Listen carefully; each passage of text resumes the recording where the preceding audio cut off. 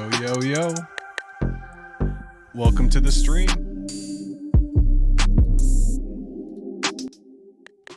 This is episode number 112 of Tree City Live. Glad you guys can make it. What's up, Cookies and Crypto? What's up, Janet Rakuten? What's up, Rolando, Rich, Tazenian? What's up, Craig Crypto? What's up, Howler? What's up, Crypto Dude? Hope you guys are having a good Friday night. We're just chilling. Congrats on making the final countdown vid post. Man, I was wondering what... Me and my wife are cracking up about that. That was so random. That's so cool. I feel like I saw Crypto Bro in there. I thought it was pretty funny that Jake Sharp was in there. Big contributor to the Zen ecosystem. Good times, good times. But before we get started, if you could come over to the Twitter, give tonight's stream a retweet, try to get some more hash heads in here. And as always, let's go take a look at the crypto bubbles. Got too many tabs open here. Let's see. Let me know how the sound is, if the music's too loud, too quiet, if I'm too quiet, too loud. Get the levels right here. Shout out to the 14 watchers. So yeah, look at what we got on crypto bubbles here. It's still a red week, but we got a nice green day. Things are really starting to recover after a brief cool off. I think the market got spooked when the amount of Bitcoin that Grayscale was dumping on Coinbase, and apparently a lot of it was because of the FTX bankruptcy. Now that they can sell their GBTC into BTC on Coinbase, get cash for it, they're obligated to do so legally as part of the bankruptcy process. At least that's what I heard on Twitter. You know, that's Twitter news. I don't know if that's real news. But they said yesterday that they're done dumping, and then today we get this big pop back, nice recovery. You got Sats up 28%. I know a lot of people were worried about Sats, and Sats really just kind of, it's almost like a leverage play on Bitcoin. If Sats goes down, if Bitcoin goes down, Sats goes down a lot. If Bitcoin goes up, Sats does this, and it's up 28% on the day. So it's almost like a leverage play, like a 10x Bitcoin short long type thing. It's kind of interesting. Got near up 10%. Everything's pretty much up 5, 10, 15%. What are the big movers? SEI up 10%. What's AKT? Akash Network. I've seen this before. I don't remember looking into that though. I also got Manta. I keep hearing about this new layer 2 Manta. That's interesting. Yeah, I still haven't sold any of my Sats. I'm sitting on 1 billion Sats that I minted for 20 bucks. I think right now it's worth, well, I can type it in right here. It's worth about 500 bucks. Minted it for 20 bucks for free. Just paid the Bitcoin transaction. And that's what's really cool about the BRC20s. Let's go take a look at Bitcoin over on Coinbase, see what's happening up over there.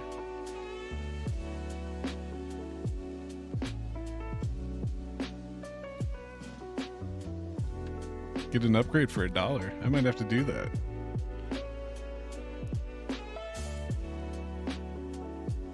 Interesting. We might hold on to that one. But let's go back to the Coinbase chart.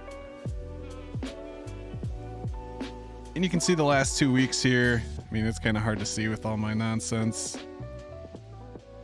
But the last 2 weeks on Bitcoin have been red.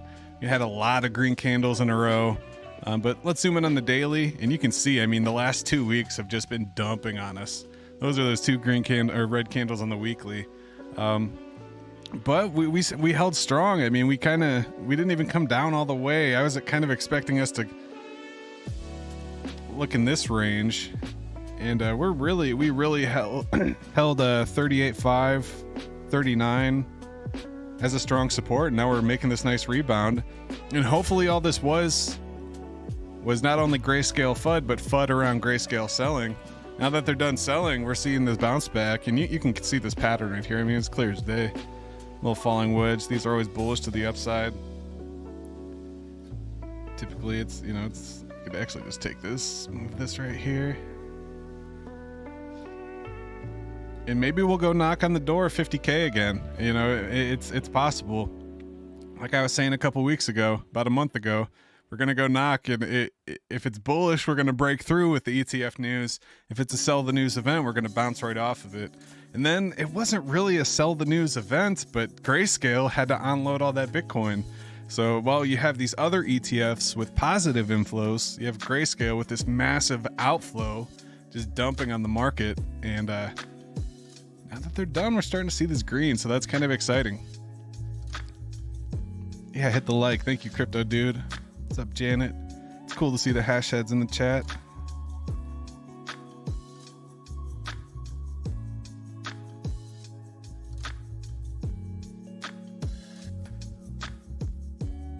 Zen sitting at 6037. Doing its thing. A little pullback today. But let's zoom in on Bitcoin. What is it doing right now? Oh, this is the fresh chart that we made. So yeah, that's funny. That's funny. Look at, I mean, are you serious? we drew this last week. I said first stop will be the golden pocket. If we don't hit that, we're going to fall down to here. And then if we miss that, that's the 25K move. But that's crazy, right? It bounced right on that golden pocket. Shout out to Clay, if Clay's in here. He said I got to talk about the golden pocket tonight, so there we go. Should have set a buy order right there, right at 38,500. Scooped up some Bitcoin. It'd be worth 41.5, 41.7 right now. That'd be nice.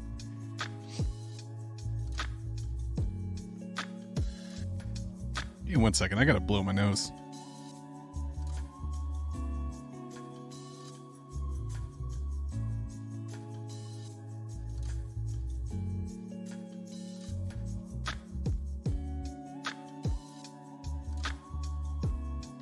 All right, sorry about that.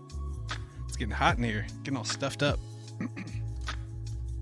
The golden taquito. The golden taquito. That's funny. I mean, that's how it plays out. You run it back. That's a beautiful move right there. Let's go see what's happening around our ecosystem, the DEX screener.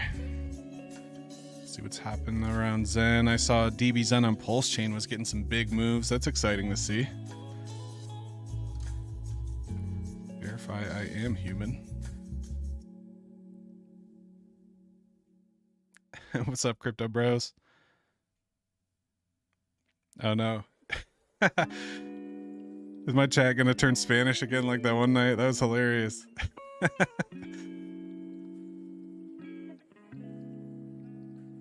Alright, we're sitting at 6037 with the Zen.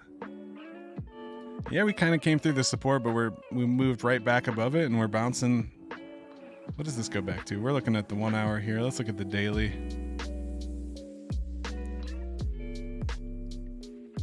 So this goes all the way back here to January, right around Christmas. We saw those lows, and it's kind of respecting that uptrend.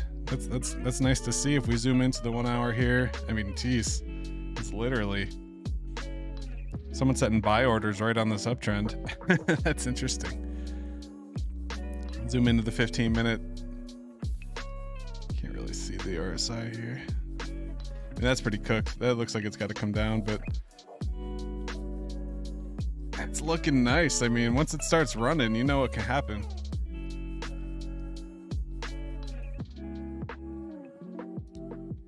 Got Titan X up 4 cents, trying to get that zero back. Got as low as 608. That's crazy. It's almost like the same price as Zen. Zen 603 and Titan's 608. That's crazy. Got Zone still making some moves, doing the same little uptrend as Zen. It's on the 4 hour. DB Zen up 6.5%. Nice to see it make a move out of this triangle here. You know, maybe this is a little falling wedge, a little bullish thing. Make a new higher high. That'd be beautiful.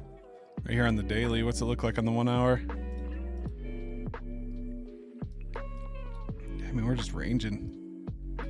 Doing the daily DB Zen thing.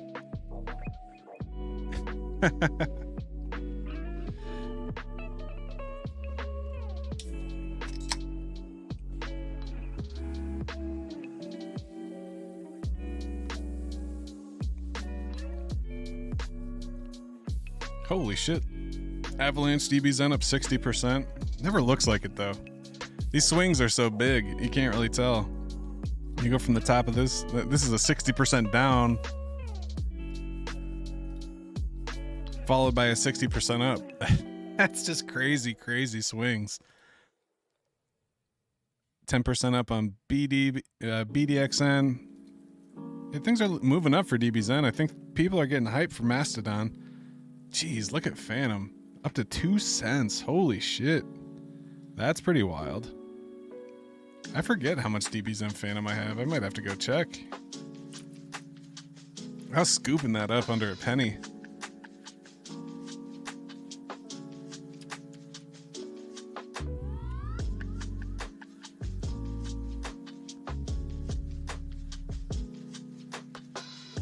Let's go take a look at DBZen real quick.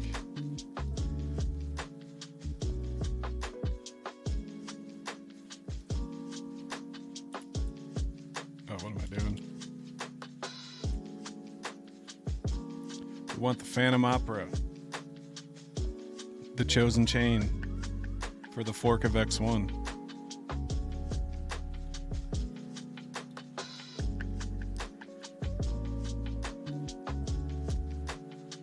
Okay.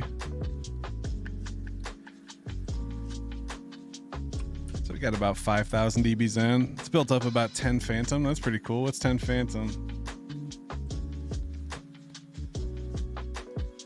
So we got about 300 Phantom in DBZen just chilling. Phantom is one where you can get a lot. You know, if you're a patient buyer, you know, you buy a little bit every day for a couple weeks. Next thing you know, you have 5,000 Phantom. And then every couple weeks I get like 10, 20 Phantom. And then I'm just collecting this Phantom that's constantly coming in. That's what's amazing about DBZen. It's just it's a nice... It's not like passive income, like you're able to live off it, but I always have some gas for these NFTs that I have. You know, I have some claims on Phantom, some claims on Ethereum. Oh, I need some gas. Well, let's see how much.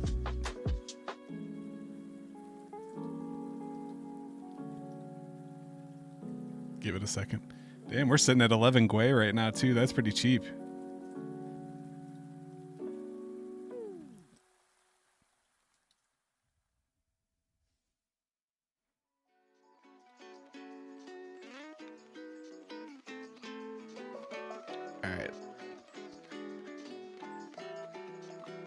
So you got 0.114 ETH. That's like 20 bucks. You know, if I had to claim as NFT, I could grab some. Same with Polygon. You know, I always have like 1 or 2 Polygon ready to go. Just always accumulating on DBZen. So I don't look at this as like a trade or a profit or anything. You know, this is kind of like my gas insurance. I had some claims on here on the 21st. So I ended up claiming my Matic. So I built up like 1 Matic over the last 5 days, which that is pretty weak to be honest, but it's good to see the price action back on DBZen. That's exciting. Then look at PulseChain DBZen. Whew. You're talking about the rounded bottom down here.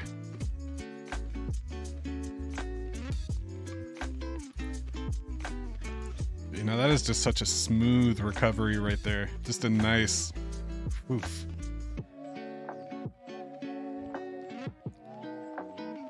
Sitting at 46 cents. I'm not even sure how much. I think I have like 200. Not much at all.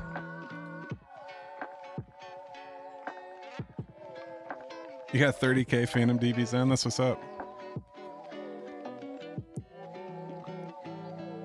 30 cents for his NFTs on OPZen. That's awesome. That's awesome. 1x1 launch soon, man. That's so funny that Jack posted that. So we got like a 250 DBZen, and this is just from the first week. That first week I was burning all that Zen. So I got like $100 worth of DBZen. That's funny. About 1 million pulse. Cool. Yeah, everything's making a nice recovery right now. That's good to see. It's so funny seeing all this shit, this Satoshi VM. I was talking about this on the last stream, and I actually bought some of this. So I've made a couple buys of this so far. I don't recommend buying it, but the reason why I'm buying it, there's all this drama, so everybody's talking about it. So everybody now knows about this project. Everybody's talking about how much money they made in the seed rounds and the airdrop, and how it was like a 15,000x or whatever it was, and then it just completely gets flooded on Twitter. When it came down here, I ended up buying some. So I didn't get it as low as $3, but I bought some just under $4, right around $4. It's at $4.36 today. And even though it has all that shitty drama and all that Twitter nonsense, pre-sale bullshit that we hate, all those things we hate, I think there's some profitability here because of the Bitcoin narrative. Things like all these stupid projects that I don't really believe in, I think they're going to explode. Things like Stacks and, Satoshi's vision and, all these weird forks of Bitcoin, and I think this is one of them, Satoshi VM, where as long as they have some kind of tech that involves Bitcoin, Bitcoiners will use it. But there's also the chance that there is no tech, it's vaporware, and it ends up being a shit show of a project, and I wasted $100. But that's all I threw is $100. It's a lottery ticket, as what's his name likes to say. What's up, Tech Ken? Welcome, Pulse Hopium. Let's go take a look at Pulse. They've been looking real juicy lately. I forget, did I mark my buys on here? I think I did. That's funny. I don't remember what this is.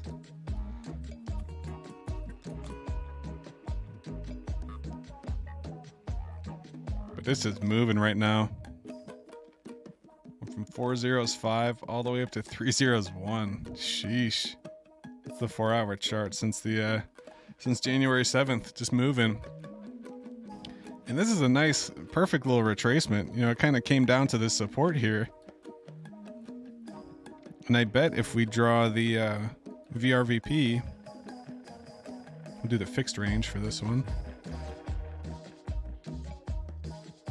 Yeah, see, I would expect it to come back here. That's interesting.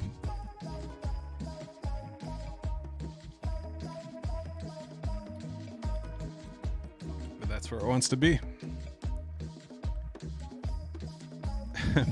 April 20th, let's go.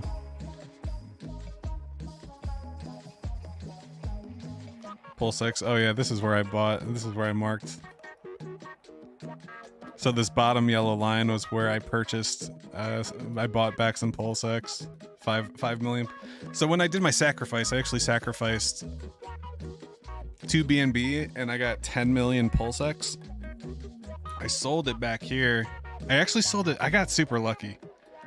Because I got really mad at PulseX at the beginning because of the liquidity situation, where I was providing liquidity and then I come to find out that I wasn't earning rewards, after days in this pool where I think I'm earning rewards, and then they're like, oh wait, no, V1, you don't earn rewards. We have to fix that in V2. I got so pissed off about that. I sold all my PulseX. And then the SEC thing happened. And then it completely took a shit. Went all the way down to 4 zeros 1. So then I started thinking about it, and it's like, it was Sami that kind of convinced me. It's like, yeah, there is this huge buy and burn on PulseX. It's kind of the go-to DEX. They added a new V2 for the liquidity, and they're still online, still operational. Now would be a good time while it's hard to access, while there's all this FUD about it. Might as well start to buy back. So I think I sold for like $500 in the night. So I was pretty happy about that. So I have 5 million PulseX just chilling. Don't recommend you guys buy it, but it's the PulseChain thing. And you can see everything's just exploding over there right now. The incentive token, boof. Yikes. But it's starting to make a move. It got as low as 44 cents. Currently sitting at $2.20. You got Hex and eHex doing their thing. The Zen Classic is up 20%. Jeez. This is probably because aren't there pairs with a Pulse, or not Pulse, with like a Atropa, and I wonder if PTGC has one too. Something's buying this up, and you see these little bot buys where it's like 0.39, 0.41, 0.41, 0.5. Something is buying this up. That's interesting. The Jack token's up 10%. Got PulseChain Zen up 29%. Boom. And actually, this looks pretty bullish right here, kind of breaking out of its range. Let's get the range tool.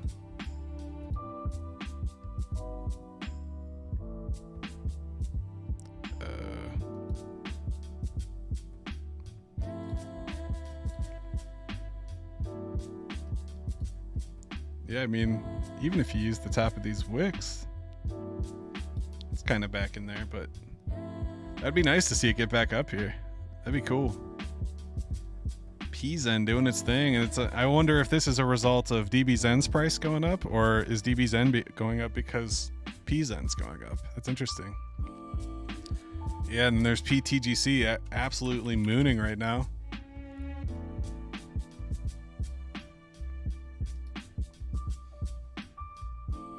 Jeez.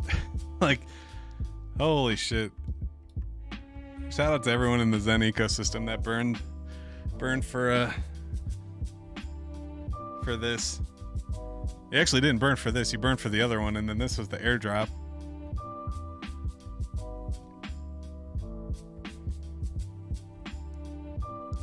That's just wild. So if you remember on the show, I think it was in November, we actually... I had so much of this, man. When I think back about that, I kept 10%, which means I could add a 0 here. So it would, that $20 burn of Zen would be worth about $3,000 if I would have held on to it. But I took my profit. I'm cool with that. I kept some. So that's always the thing. You always want to keep a moon bag. So I kept a $20 moon bag. That's currently worth $300 right now. Let's go see how much it's actually worth.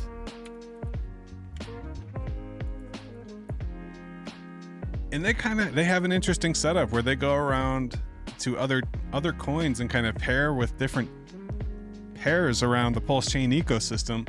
And then when those other pairs moon, like we see Hex and Pulse and PulseX and Ink all mooning right now, it kind of drags it up with it. Those liquidity bots come and buy it up and arbitrage it, and that causes the chart to equalize, and it looks like this. That's crazy. So I kept a little $20 moon bag back when we took the profits when the airdrop happened.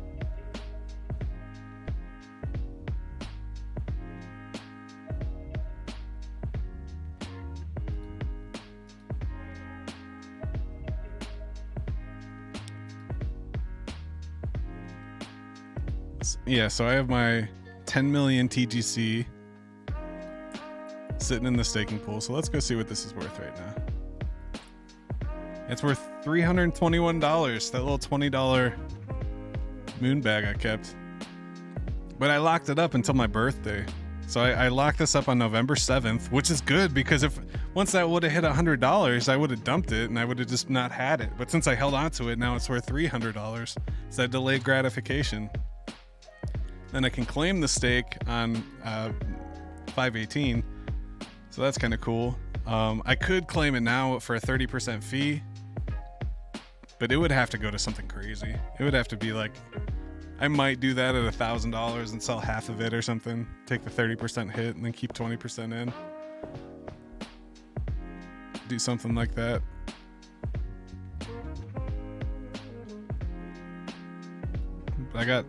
So what's this? I got 400,000 I could claim. It's $12. That's cool. Shout out to these guys, Coach and the TG Zen guy. Very cool dudes.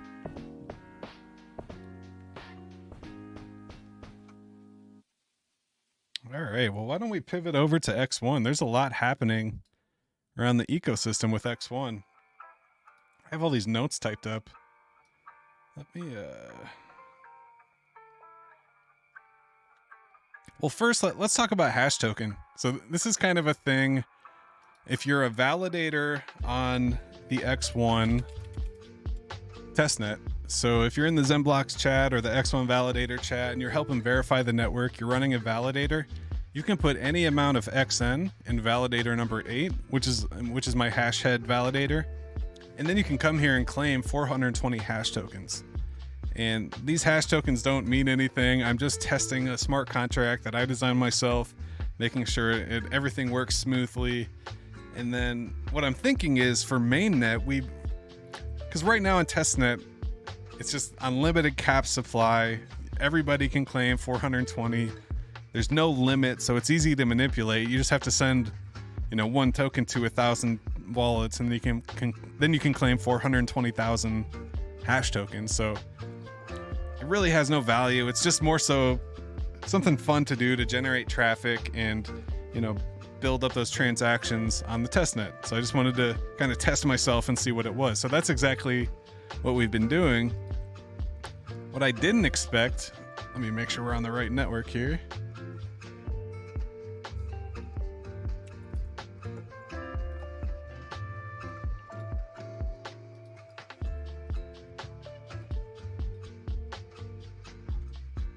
Oops.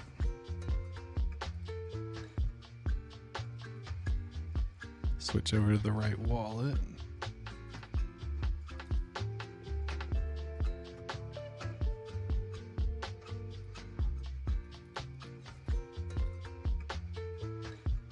Error. Give it a second here. I think I can claim for today, even though it says never claim. This claim transaction should still work. And that should refresh the data. So if you have any amount of XN staked in validator number 8, you can then come over here and claim. And we've had over 220 wallets claim XN. 4 of them are mine. Just doing test claims and stuff. So that's really exciting to see. Once these stats update, I think the website's being a little slow. It should update once this transaction goes through though. We're also doing some major load testing, and there's kind of some issues with X1 right now that we're going to talk about. And it's actually good. They're good issues to have. There we go. All right, so the claim finally went through, is able to query the blockchain for the new data. And now you can see I have 1,260 hash balance. Perfect. I just claimed the 420 for today. So you see the current time's 8:15. I claimed it at 8:15:09. And my next claim is tomorrow at 8:15. And this is just amazing to see. There's 250,000 hash tokens claimed. That's just kind of a useless token, but these are transactions that you're generating on the network that could be used towards your airdrop. Using that, building up that testnet data and those transactions are a way that some chains will distribute their airdrop. So I also added these new things. I added the validator information. This goes off the validator page, which has been having trouble updating. So if it says unknown, that's just what it says on the validator page. But it does show the amount delegated, so we're up to 1.2 million XN, including my stake. That's 1.3 million XN staked in validator number 8. We are active, we are voting, and we have downtime of 0 seconds. So these are all the top 50 wallets that have a stake in the hashhead validator. So someone put in 175,000. Someone put 100,000. So all these have 100,000 tokens. These are people that likely claimed, they signed up to be a validator, then claimed, then decided not to be a validator. So they're just using their tokens to participate on the network. And that's cool. That's what it's all about. Get the tokens distributed. That's really what we're testing the load on the network. And then, yeah, you can see the 50th place only has 50 tokens delegated. So one thing I was considering is for the hash token is the distribution. A couple ways to think about it. Right now you can have any amount staked, which can be easily taken advantage of. But what if we set a minimum to claim? What if you could only claim if you had 1,000 XN staked or 10,000 XN staked? And if you have that staked, then you can claim the daily token. So I was kind of using this data. It's like, well, if we cut it off at 1,000, that'd be the top 30 delegators. If we did 100, it'd pretty much be the top 47. So it's kind of a fine line. You want to implement a minimum that is kind of difficult to get taken advantage of, but you also want to encourage participation. So that's kind of what we're testing here. I was also thinking, like, what if we did a cap on the total supply? You know, in the first couple of first week or so, we've minted 250,000 tokens. What if we made a cap supply of 10 million and let that distribute over time? And then once it hits that 10 million, there's no more to claim. And that's just kind of how the token gets initially distributed fairly. It's kind of like a BRC20 style. And then I start getting into the whole LP thing. Like, well, what if we set it up to where when you claim, there's a small fee that goes towards the LP pairing on the first day? And then I'm like, God, that sounds like a pre-sale. I don't want to do that. You know, that's a security. Don't do that. And I don't know. I'm just having fun with it. What's up, Caleb? He says you can do a minimum amount and stay, maybe a minimum number of days to stay, like DBZen does, 1 day to start earning. That is interesting. I couldn't force people to stay in the delegator though, you know, because that's the on-chain code. This is kind of a layer on top of that. But I could lock their tokens. You could build that into the smart contract. That'd be fucked up. You can only transfer and use your tokens if you're delegated. Once you undelegate, it freezes your tokens. That would be possible to code. It sounds pretty malicious though. I don't know if I'd like that. So that's what's going on with the Hashhead XN delegator. Now, I've also been working on a new contract that I don't have a front end for. But if you guys want to do this along with me, I'm going to show you something step by step how we can do. I actually created an NFT contract. So if you have some hash tokens built up, you can come over to the NFT contract. Let me find it. I'll throw it in the chat here. Let's see.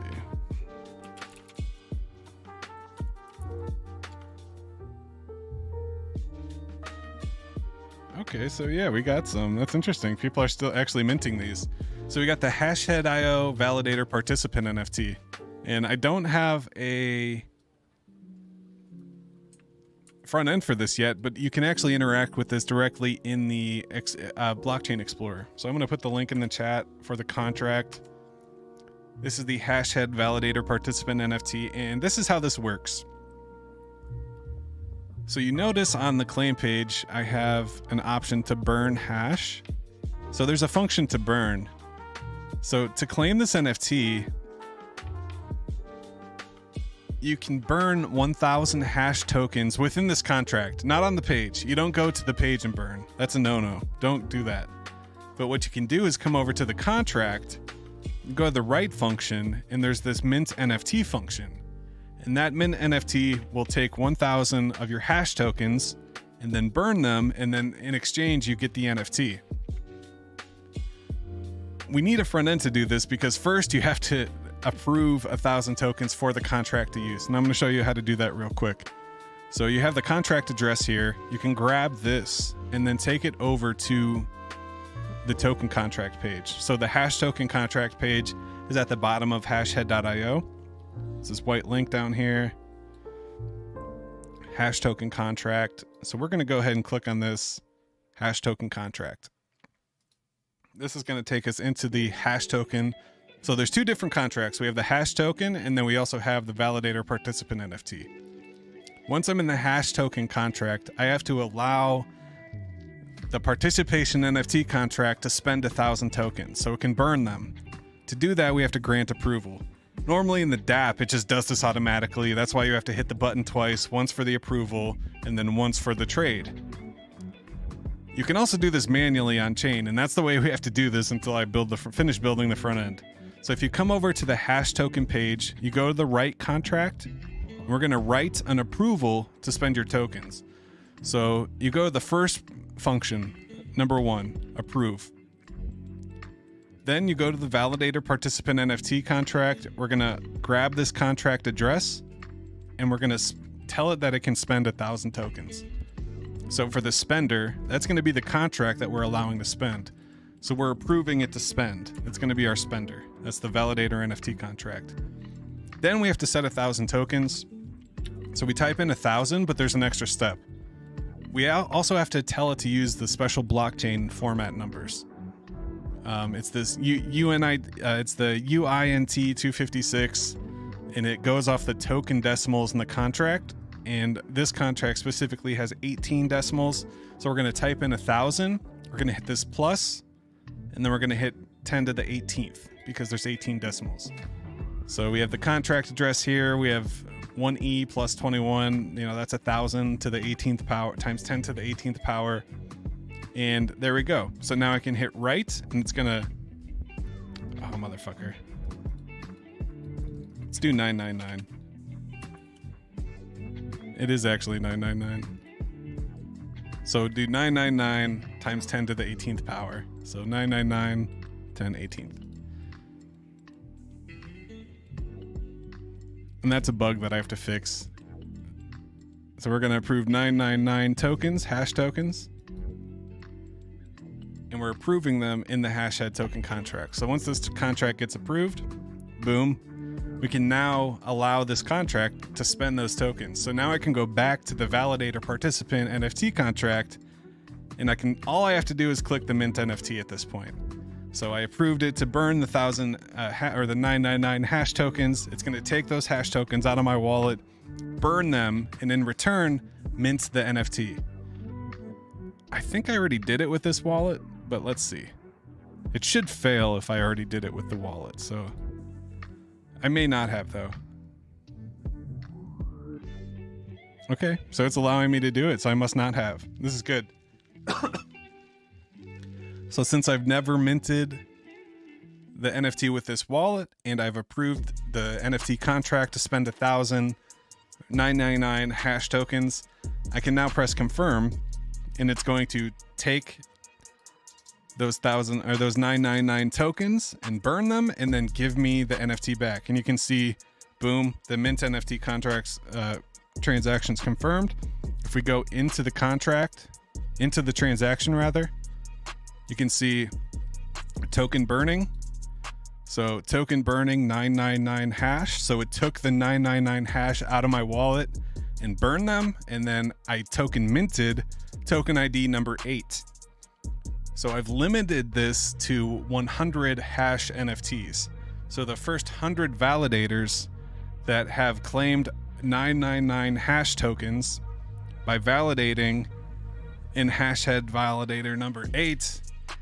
Once you claim enough hash tokens to have 999 of them, you can approve them in the hash token contract, and then come to the validator participant NFT contract, hit the mint NFT function, and then boom, we should have token ID number 8, which is this little animated NFT that I created. So this says this wallet's token ID number 8, this delegator here.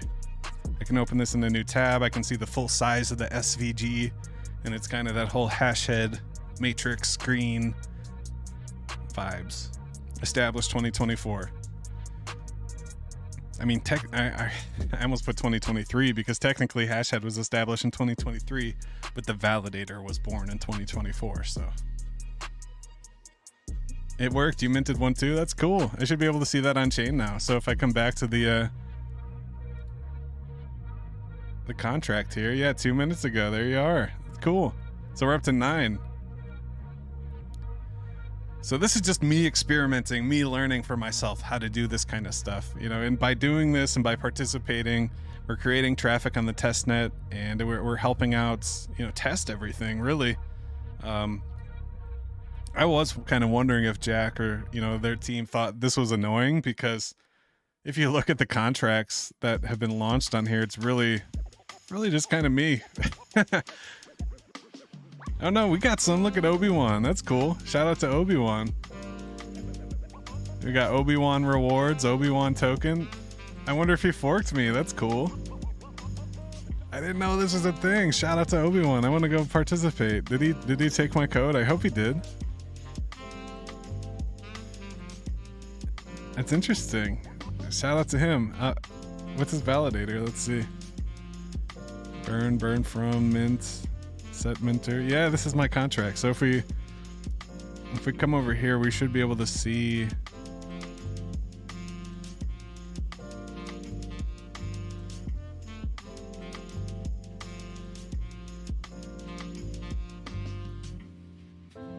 maybe not. That's so cool though. Or no, I need the reward contract.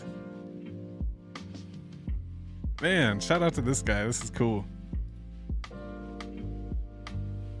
You're learning. Hell yeah.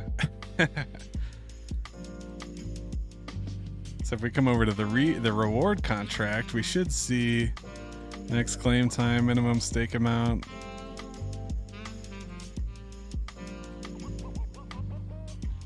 So did he change any of these numbers?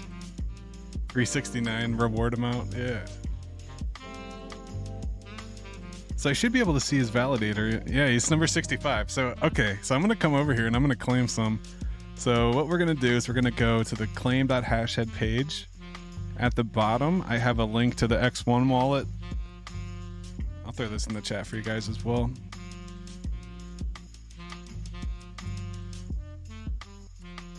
Yeah, shout out to Ralphie Wiggums. I'm learning.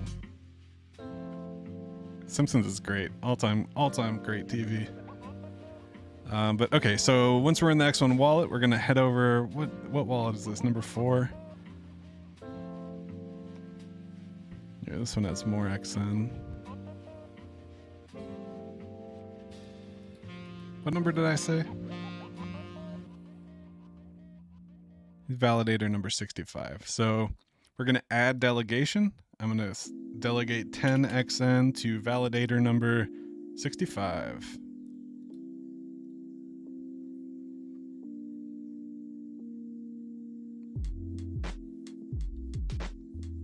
All right, so we're delegating 10 XN to validator number 65. Hit the delegate button. Oh, I have to select the right account in MetaMask. It's my bad. Need OX53. I think that's account 3. Yeah. Just want to use this one because it has some more XN.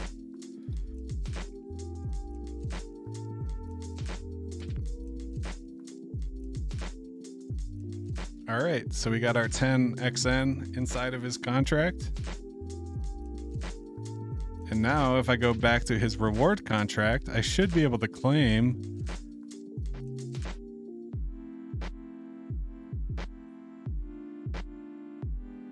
if I go to the right contract, claim rewards.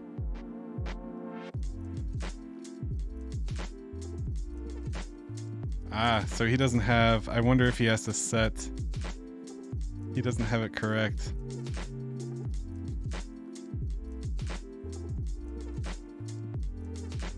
Let's see, so he has get minter.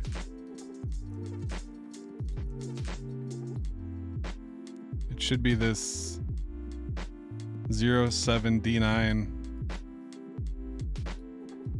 Yeah, this is his problem right here. He has his get minter set to a different address. I think this is actually my address, which is kind of funny. But he needs to set the minter to the rewards address. Should I tell him this live on stream?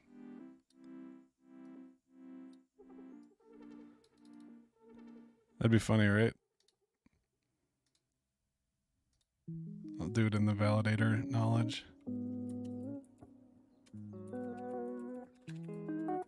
Yo, Obi-Wan, I saw...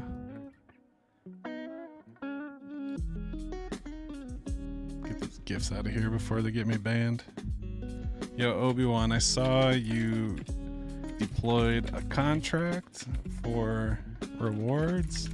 I wanted to participate. I noticed you have the wrong minter set for your contract.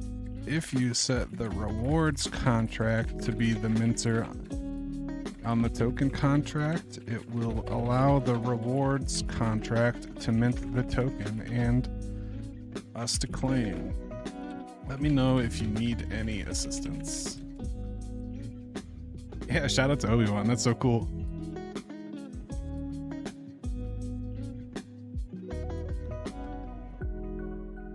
Good stuff, good stuff. That's what it's all about. I love this. I think it's awesome he's doing this. This is really cool.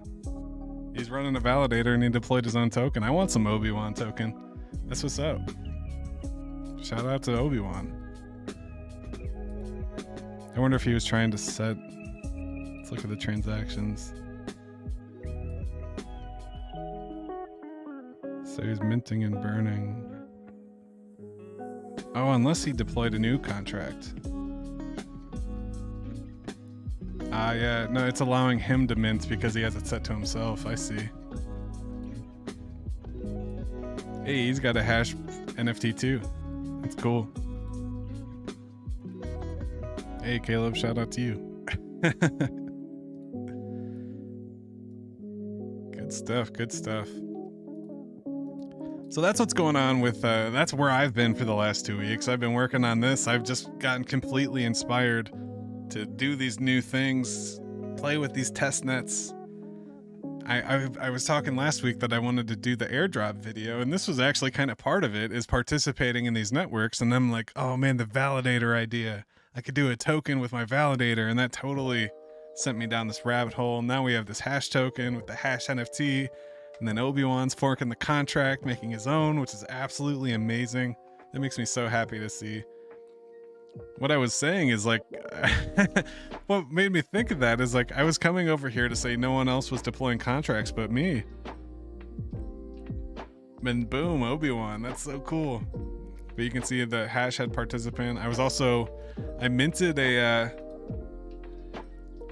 I deployed the Uniswap and I set it up. And it actually worked. I was able to create a pair. So I created a hash XNM pair. But I couldn't trade it. I couldn't figure it out. I think it needs some tweaking for the Phantom. What up, Clay? Welcome. So we're just out here pushing contracts on this testnet. But things are starting to get real. It's starting to feel like a real blockchain with the real explorer and deploying contracts and having these little meme coins. I consider hash a meme coin. So it's getting fun. It's getting fun. One thing I do want to cover is this update. So if you do go over to the Twitter, Jack actually explains this update himself. Let me see here.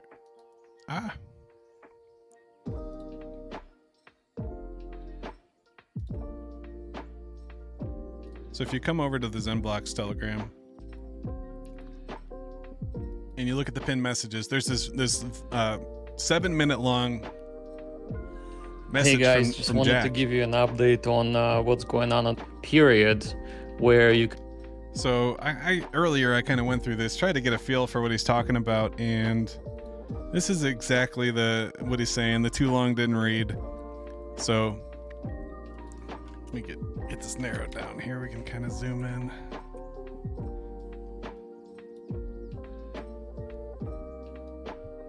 So this is the big update. This is the last thing we're going to cover for today.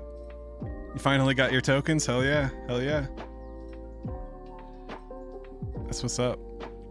So basically what Jack explained earlier this week is right now there 400 validators spun up, and that was a huge community response. Zenians being Zenians, coming out here and breaking stuff. And what started to happen over the last couple of days is we noticed the network was getting a bit slow. It would stop and start, and some odd things were happening. Transactions were taking 10, 15, 20 seconds to validate. And I noticed that myself, and I was asking questions. I'm like, this block says it has 400 transactions, but why did it take 10 seconds? And then Jack came out with this explanation. What can happen when there's 400 validators? Many of them are showing offline, and that means they're out of sync, possibly due to slow hardware or slow internet connection or corrupt database or some other circumstance, some other environmental problem where they're not in sync with the rest of the network. And this can actually cause corrupt network and cause network slowness. So part of this new update, the system's going to mark these slow and offline validators in maintenance mode. And then there's going to be a 5-day grace period for maintenance mode where you can fix your conditions and get reconnected to the network. If you don't do that within 5 days, then your validator ID gets flagged and deactivated forever. It cannot be restarted ever. It'll be in purgatory. So if your validator's been offline over the last couple of weeks, it's likely causing network issues, and If it's off for an extended period of time, it's going to be considered abandoned and unmanaged. So that's where we're starting to see the slowness. There's so many validators spun up so fast. So what actually causes the slowness? What does this mean? So many validators have come online that the chatter between the validators is causing slowness, the gossip, as it's called in the code. And this is just the validators saying, hey, I'm here to vote. I'm here to see a transaction. I observe the transaction. Transaction's real. So how this happens is the transaction's sent and it goes to the mempool, and then all the validators produce this observation event. And that's fine when there's only a couple validators, but when you have 400 validators all saying, boom, I see this, it's like a million, it's all these different observation events that don't necessarily all need to happen.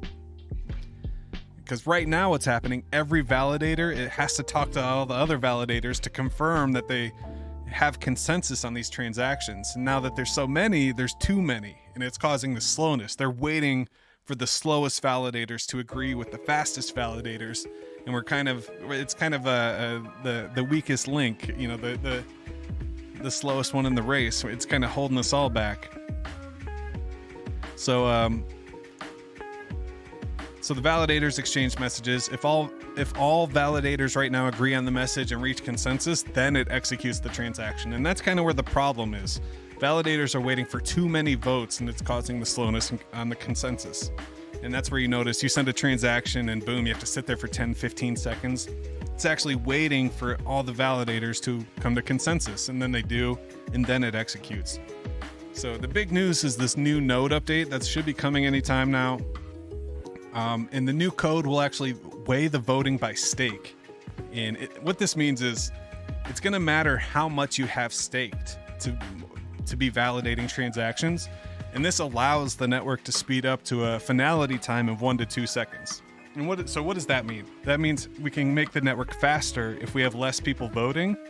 And the less voters means we need the voters with the more stake to be voting more.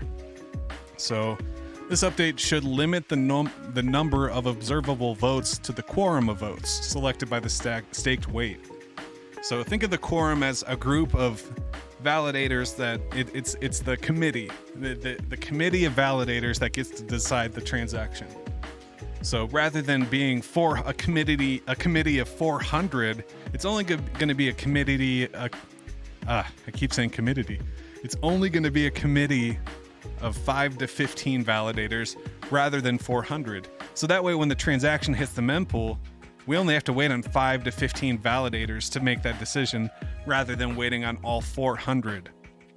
So this limits the number of observable votes in the quorum of the votes selected by the stake weights. The more you stake, the more often you'll be included in the vote. But even if you stake a little bit, you're still working on maintaining the database, but the quorum's not waiting on you.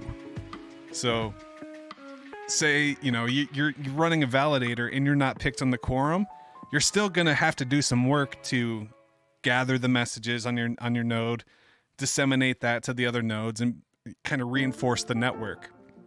Just because you're not on the quorum that round doesn't mean you won't be, and it's still important to maintain that copy of the database for the health of the network.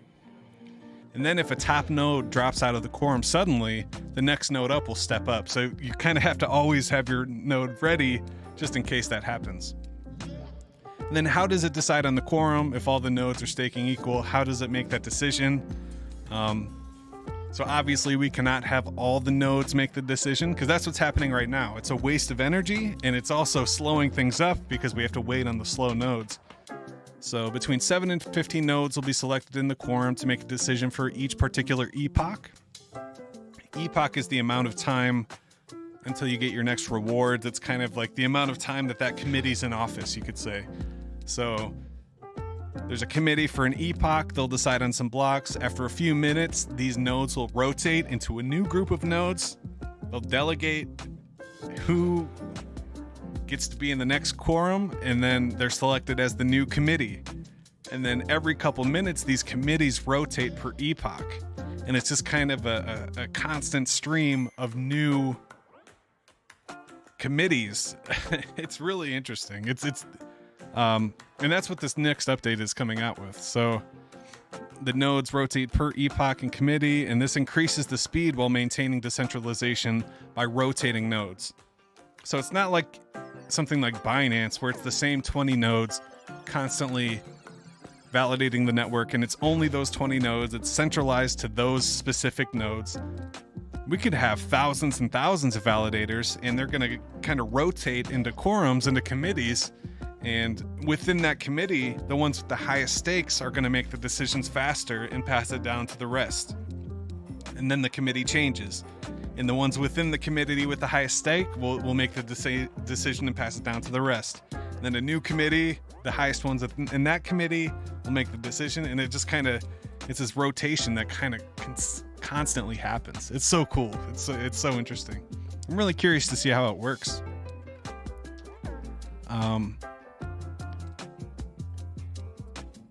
Yeah, so I recommend, if you're interested in that, going to listen to Jack's message in the Telegram. He can explain it much more eloquently than I can. So definitely check that out. That's in the ZenBlocks Telegram. To get to the ZenBlocks Telegram, you can come over to hashhead.io, and at the top, there's a link to the ZenBlocks. I also have a link to the claim hash if you want to claim the hash token. Yeah, what's up? What's up, Nomad? What's up, Dank? Gotta lay off. Hey, thanks for explaining Epoch. Yeah, it's like an amount of time.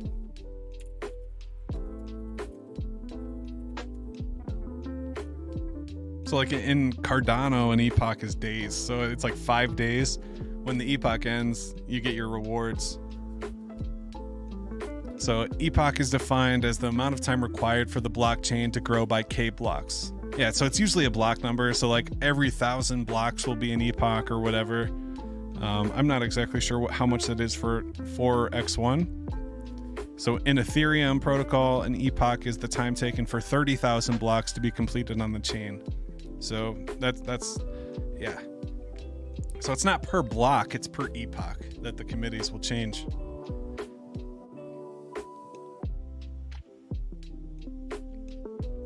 Thank you, Joseph.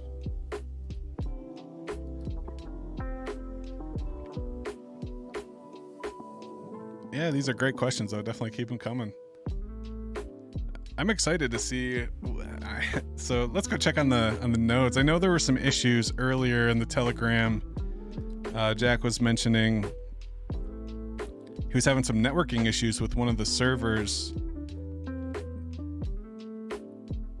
And then they fixed it by switching servers real quick, flushed the nodes table. So I just wanted to make sure my guys were still good, still on chain. Let's go take a look.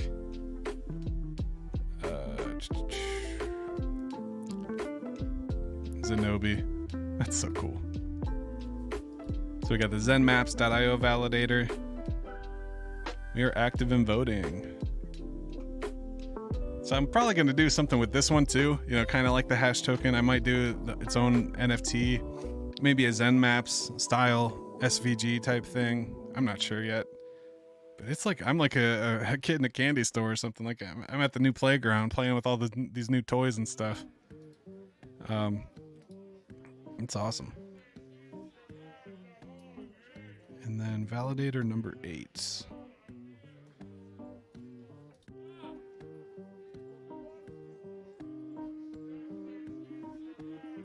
I don't know why my name and my logo keep disappearing. I know they're accurate. And they show up every couple minutes. Like if I continue to refresh this, it should show up. And this is something that completely blew my mind that I was not expecting. If you look at the delegations in the hashtag, it's up to 250 delegations. I don't know if that's a good thing or a bad thing. I think it's a good thing, you know, for the validator. Definitely put me over. We're up to 1.3 million XN staked. But like, I'm not trying to like make the network uneven or anything. Like if you look at any other validator number 1, they only have 26 delegations. Mine is 250. So it's like 10x the other ones. So I don't think that's a problem, but I don't want to be unhealthy. You know, I'm not trying to like steal everybody from everyone else's validators. It should be evenly staked, right? But I think it's cool though. I'm kind of proud of it in one way. Got 250 different delegations. That's pretty sick.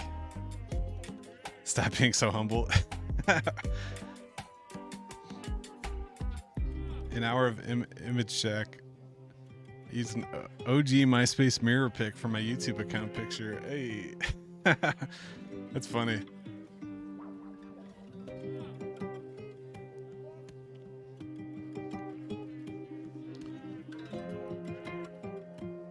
So I did have a couple links. I was kind of interested in what DPoS is. Let's see. I'm trying to visualize it in my head. So like I found this one online. This is just some random diagram, but this is basically how it works. You know, you have the blockchain rules creating the blocks. You have users who can vote on who can become the delegates as well. So part of this will be the proof of work, and then part of it are the block producers. So nodes with more votes become witnesses. They'll be able to validate more transactions as they get rewarded. So nodes with more witnesses, that's, you know, witnesses can validate more transactions, add them to the blockchain to get rewarded. Now this may not be X1's model, but this is a traditional DPoS model. So you see the witness nodes watch the winning nodes, and then they all kind of vote. It's kind of interesting. And I thought this one was a different way to put it over in Coin Bureau. So nodes expressed interest on becoming a witness and begin lobbying. So this is where you turn on your node and your node's broadcasting, hey, I can be a node, I'm a witness. Making positive contributions to the network, engaging. And people in the network allocate their tokens as votes for witnesses. So this would be like you delegating your XN into the validator.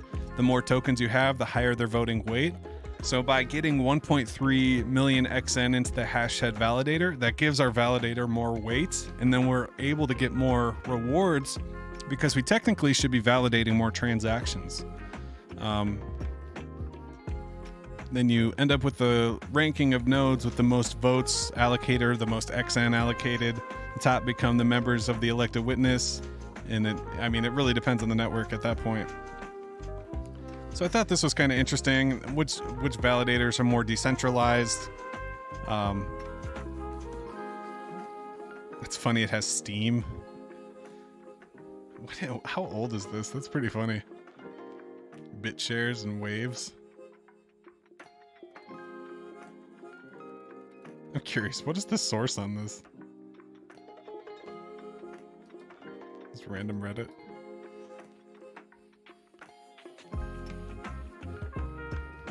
I thought this was interesting too because it's DPoS versus proof of work. Well, ZenBlocks is going to be kind of a hybrid amalgamation of the two.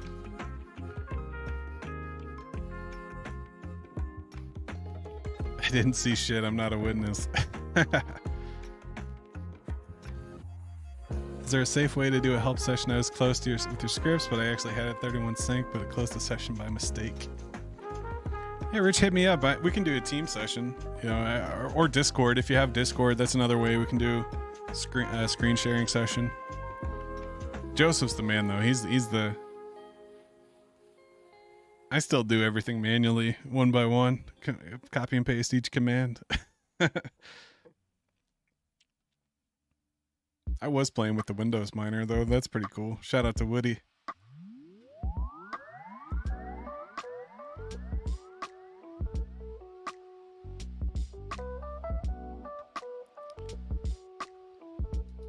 So yeah, good times. Definitely go check out zen.pub. An epic pillar of the Zen ecosystem.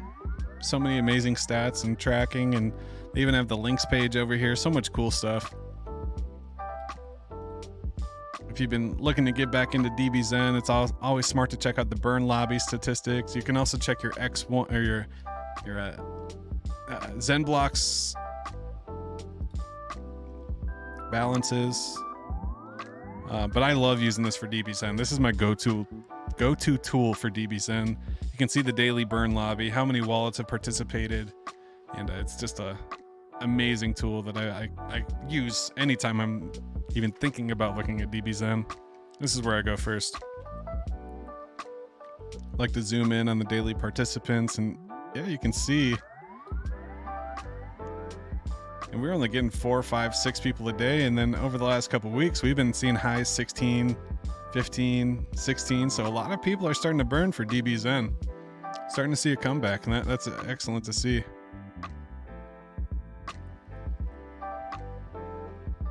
Only 2 people have participated in the burn today, but that goes until tomorrow morning. Man, with the Goya at 12 right now, I might be looking at this later tonight.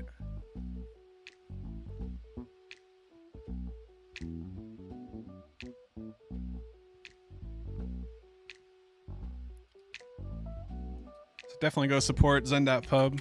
Buy Joseph some coffee. You could also come over to hashhead.io. Hit the coffee link at the top to buy me a coffee.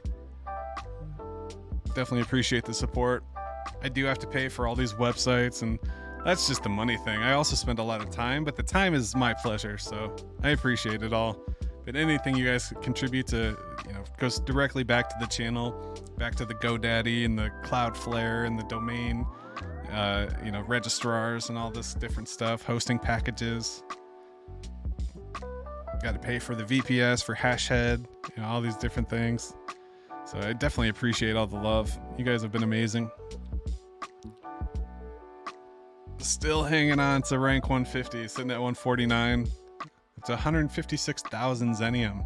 It's 15,600 blocks mined. Oh shit, I hit 25 super blocks. I didn't even notice that. That's what's up.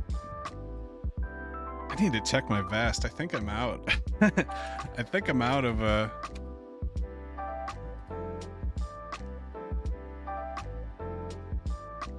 let's see.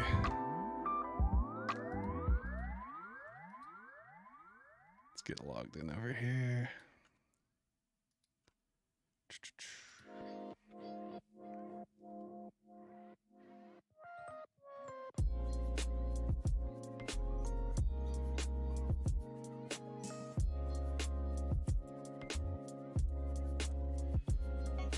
Highly recommend enabling 2-factor authentication everywhere you can.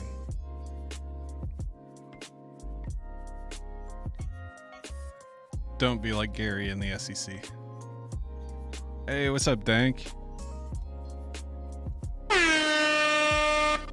All right, let's fucking hash. The troll toll. That's great. I like that. Damn, I still have... Is my thing running? What's happening here? Yeah. I consolidated to a single 12x A2000, getting me about 8,000 hashes per second. But I'm just trying to save money at this point. Basically took some of my budget for the miner and putting that into the node running. Trying to get some nice... go check TX. Let's see. Did you claim one too? Let's see. Hell yeah, you guys are awesome. I haven't even built the front end for this yet. See if I can find the right one. Oh shit, we're up to 9 tokens. That's what's up. Delegator number 9. Hell yeah. Thank you guys so much. It's fire, you like that? Hell yeah, thank you. Here, check this out. Last thing. So what I've been doing with the SVG stuff. So this is the SVG. What you can do is if you right click on this page and you hit view page source, this is actually the code for the SVG. So this right here is this. And this is why it can be on chain. It's not like a complex image. It's more like an HTML file. So what I can do is I can take this over and I can put it in a tool like svgviewer.dev, and I can actually put the HTML directly into, and you can see this code, and it's literally just these letters and words. And you see that so if you're on the X1 blockchain, right click on the image, open image in new tab. Then once you have it open in a new tab, right click again and hit view page source, and this is how you can see this single line right here is all the code for this NFT. And then if you want, you can get super cheesy with it and say, hey, Chat GPT, Can you make this black and white and remove all color elements? Send back full SVG, no placeholders. So I'm going to tell ChatGPT to actually take this SVG code, update it, and then send it back to me.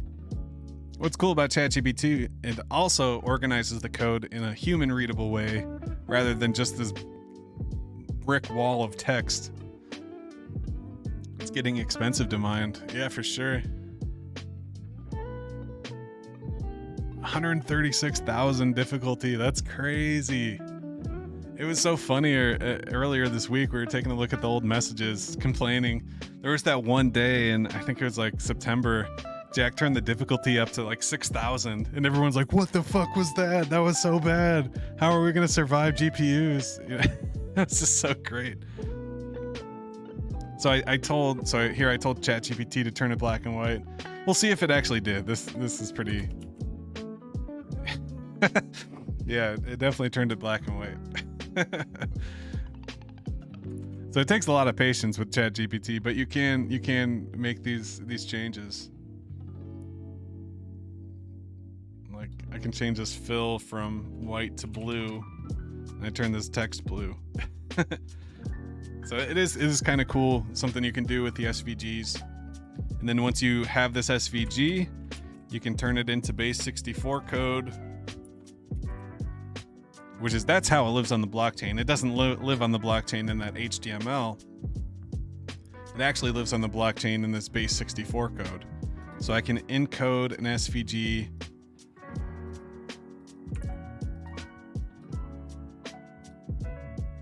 It actually wants me to select a file. Oh, here we go. I can do a remote URL.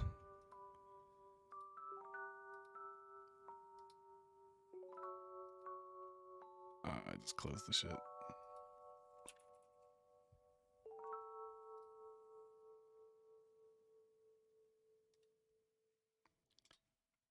So copy image address.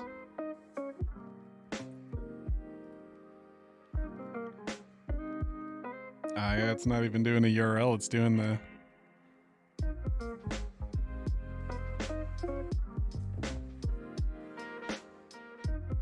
That's cool. Yeah, then you can encode it into base64, and this is the data that lives in the blockchain, and then the browser will actually convert that base64 back into the SVG, and then boom, you can see it on chain just like this.